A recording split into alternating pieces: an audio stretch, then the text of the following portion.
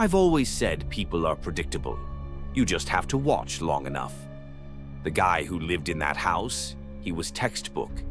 Early 30s, single, fresh breakup. I'd been watching him for a while. Same sad routine every day. Wake up late, stumble through work from his laptop, microwave something, and then sink into the couch like he was trying to disappear into the cushions. No visitors. No calls, except the ones he ignored.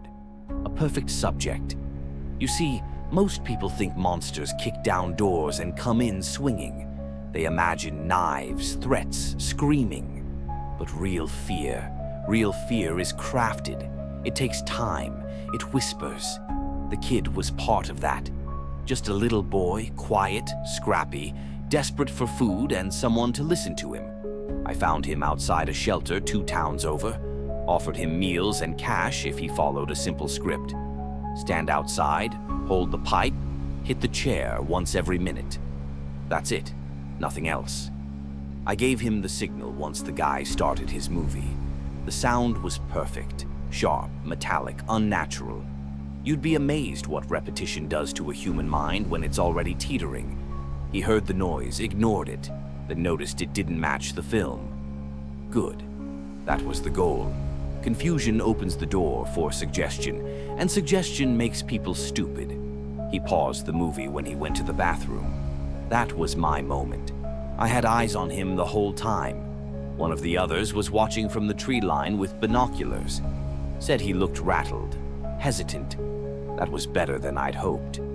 But when he came back and heard the sound again, while the movie was still paused, that's when the fear really started to take hold. He grabbed something from his desk, a knife, I think, and started moving through the house. I didn't worry. People in a panic always check the inside first. By the time he looked out the window and saw the kid, everything was already in motion. His instincts screamed one thing: something's wrong. That porch light clicked on, and I held my breath. If he opened the door, we were in. Quick, silent, over in minutes. But he didn't. He froze, watched from the window, and then he saw us.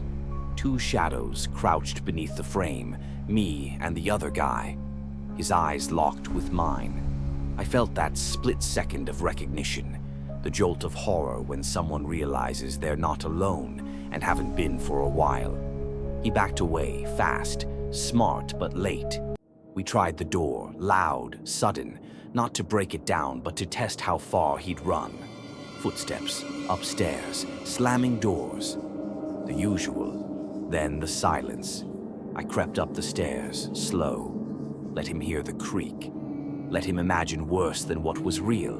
I wanted him to feel like the walls were closing in. That's how you get someone to remember. That's how you leave a mark without leaving a fingerprint. I reached the bathroom door and touched the knob. It turned just enough to know he was right behind it, holding his breath. I could feel the tension through the air. And for a second, just a second, I thought about finishing it, kicking the door in, ending it. He shouted that the cops were on the way. Whether it was true or not, we couldn't be sure, and we didn't need to be.